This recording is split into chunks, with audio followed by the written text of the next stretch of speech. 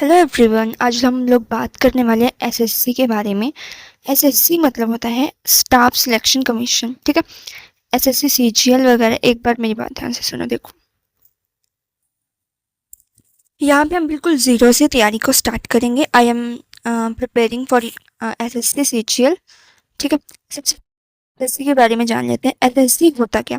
देखो, जॉब के लिए ये पेपर होता है। ठीक है, तो सबसे पहले एसएससी का मतलब होता है staff selection commission.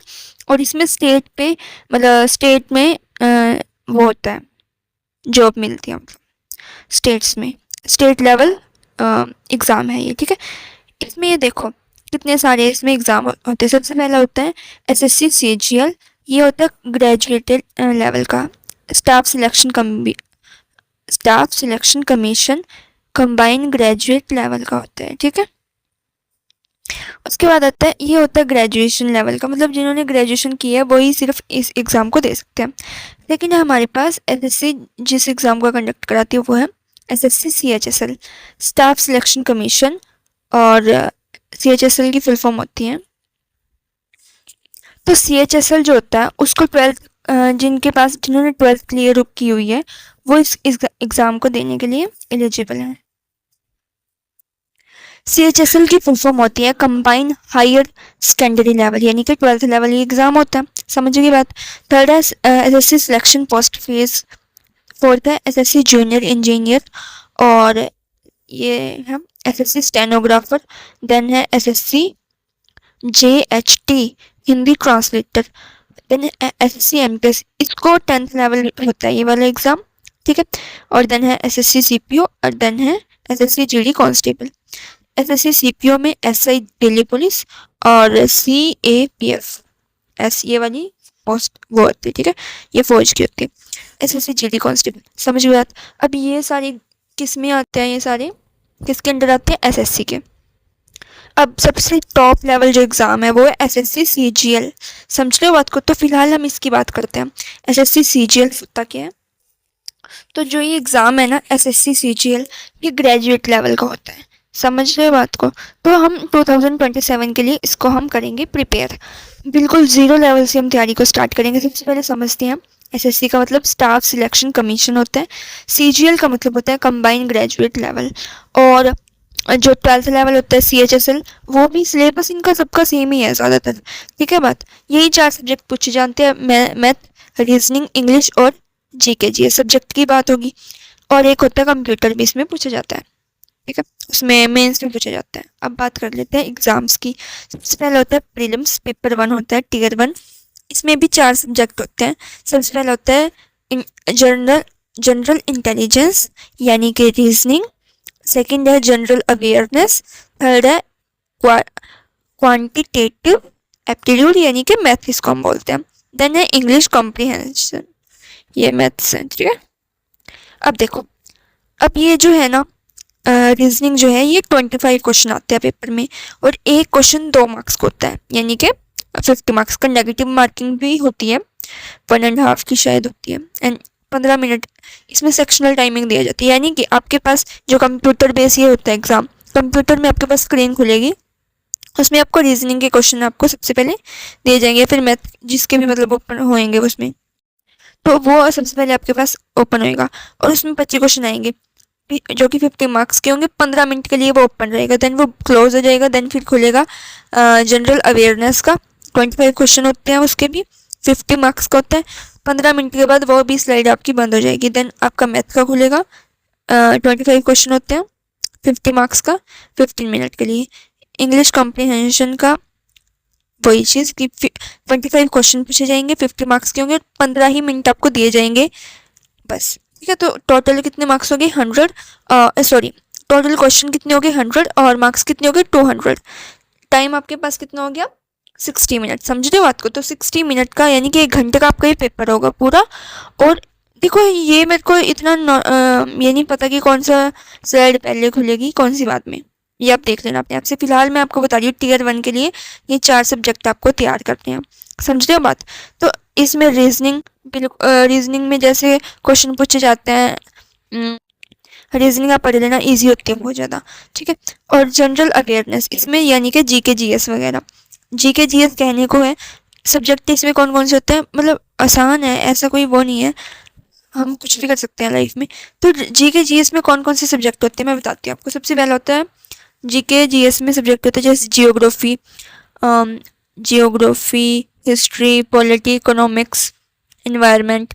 Then GS भी आ जाएगा इसमें, यानी कि physics, chemistry, math, sorry physics, chemistry, biology और एनवायरमेंट साइंस और या करंट अफेयर वगैरह, इसमें सारा कुछ आ जाता है। तो वो ये सब चीज़ें आ जाती हैं इसमें। ठीक है, इसके लिए आप लोशन को पढ़ सकते हो। बाय द वे इसके लिए जो मैं टीचर को वो करूँगी वो है हमारे परमार एसएससी सर। लोशन मैंने मंगाई हुई है, ये तो मैं सिलेबस कंप्लीट करने के बाद इसको पढ़ूंगी। फिलहाल एक एक टॉपिक अच्छे से मैं इस चैनल पे हम अच्छे से सिलेबस को करेंगे, बिल्कुल ज़ीरो लेवल से। ठीक है, तो रीजनिंग हम कहाँ से करेंगे, रीजनिंग पे परमार एसएससी सर है ना, उन्हीं के चैनल पे है कमल सर, वो रीजनिंग मैं वहाँ से करूँगी। जनरल अवेयरनेस में कहाँ से करूँगी, परमार एसएससी सर हैं उन्हीं से। ठीक है, और ये कमल सर से, परमार एसएससी सर से।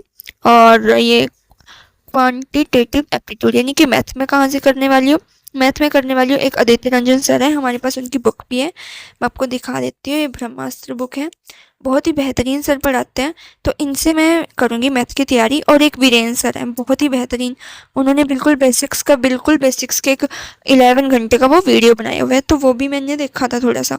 बट अब मैं बिल्कुल शुरू से यहाँ पे मैं बताऊँगी। इंग्लिश में कहाँ से पढ़ने वाली हूँ, परमार एसएससी सर का जो चैनल है ना उससे ही। और परमार एसएससी सर का जो चैनल पे जो मैथ के सर है उनसे भी देखेंगे, हम पढ़ने की कोशिश करेंगे। मतलब अच्छे तरीके से हम सिलेबस को कंप्लीट करने वाले हैं। ठीक है, समझ रहे हो बात। तो ये तो हो गया पेपर 1, जिसका प्रीलिम्स क्लियर हो जाता है ना, देन फिर आपको देना होता है मेंस, दूसरा वाला पेपर। ये तो सिर्फ क्वालिफाइंग होता है, मतलब आपको क्लियर करना होता है। बट जिससे आपको पोस्ट मिलेगी वो एग्ज़ाम कौन सा होता है, वो मेंस होता है, इसके बाद होगा। जिनका ये पेपर क्लियर हो जाएगा देन फिर वो मेंस में बैठेंगे, और वो जिनका क्लियर हो गया उसमें जितने नंबर होंगे उस हिसाब से आपको पोस्ट यानी कि जॉब मिलेगी। समझ रहे हो बात को। तो उसकी इसलिए देख लेते हैं उसके बारे में। अब बात करते हैं टीयर 2 की यानी कि मेंस की। अब देखो सिलेबस तो ये रहा मेंस का, जो कि सभी पोस्ट के लिए वो है, सभी पोस्ट के लिए जो, हाँ जी, सभी पोस्ट के लिए जो ज़रूरी है। देखो ये है कंपलसरी एग्ज़ाम, ये तो देना ही होता है हमें। ये होता है मेंस एग्ज़ाम, जिसमें आपको मैथ पूछा जाता है। देखो सेक्शनल टाइमिंग हो गई है, यानी कि आपको सबसे पहले मैथ पूछा जाएगा जिसमें 30 क्वेश्चन होंगे, और एक क्वेश्चन 3 नंबर का होगा, यानी कि 30 क्वेश्चन कितने नंबर के होंगे, 90 नंबर के होंगे। ठीक है, और 30 मिनट का आपको टाइम मिलेगा। इसकी वेटेज 23% है। समझ रहे हो बात को। 30 क्वेश्चन और 90 मार्क्स के होंगे। एक क्वेश्चन कितने मार्क्स का, 90 मार्क्स का, यानी कि एक क्वेश्चन करने के लिए सिर्फ 1 ही मिनट यहाँ पे मिल रहा है हमें। और रीजनिंग के लिए भी 30 क्वेश्चन होते हैं, 90 मार्क्स के होते हैं, और 30 मिनट ही इसके लिए मिलेंगे।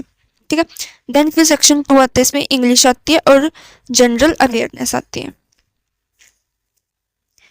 ठीक है, इंग्लिश देखो, इंग्लिश की सबसे ज़्यादा है यहाँ पे। प्रीलिम्स में तो ये क्या था, 25 इसके क्वेश्चन आ रहे थे, 25 इसके, 25 इसके, 25 इसके, सबको समान हो रहा था। बट यहाँ पे इंग्लिश का वो ज़्यादा है, वेटेज ज़्यादा है। देखो 45 क्वेश्चन यहाँ पे पूछे जा रहे हैं, और एक क्वेश्चन 3 नंबर का है, मतलब 135 मार्क्स की ये इंग्लिश हो गई।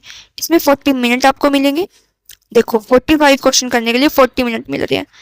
और उसके बाद है जनरल अवेयरनेस यानी कि जीके-जीएस, इसमें 25 क्वेश्चन आएंगे जो कि 75 मार्क्स के होंगे, और इसमें सिर्फ 20 मिनट आपको मिलने वाले हैं।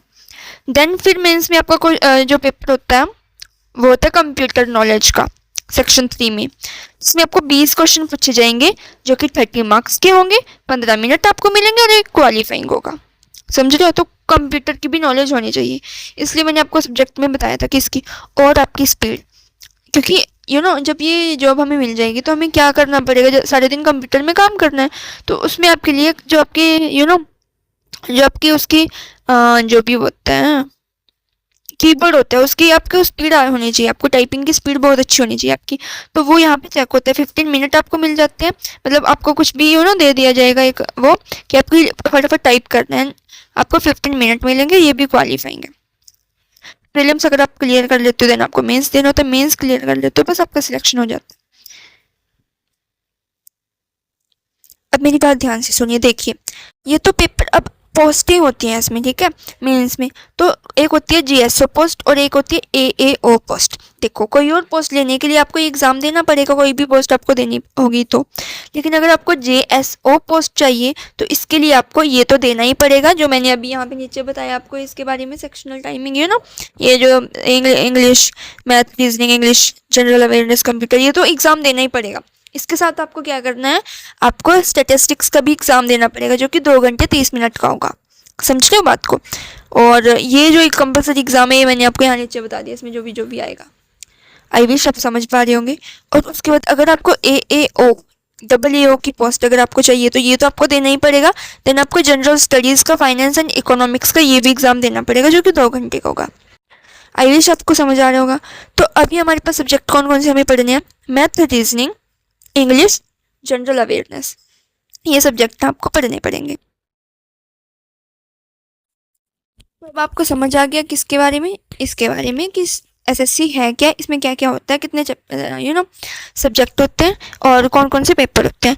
नेक्स्ट वीडियो में हम मैथ की, रीजनिंग की, इंग्लिश की, जीके, जीएस की, इनकी स्ट्रेटेजीज़ की बात करेंगे।